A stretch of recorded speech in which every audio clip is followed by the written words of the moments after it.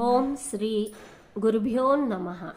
యస్య స్మరణమాత్రేణ జ్ఞానముత్పద్యతే స్వయం స ఏవా సర్వసంపత్తి తస్మా సంపూజయేద్గురుం.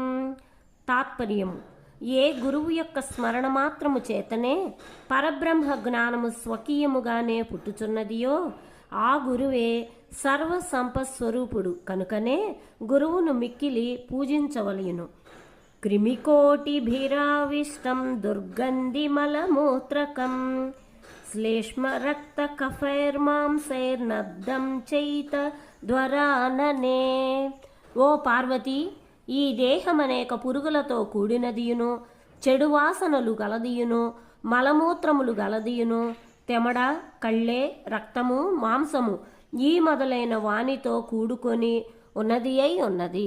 జై గురుదేవ.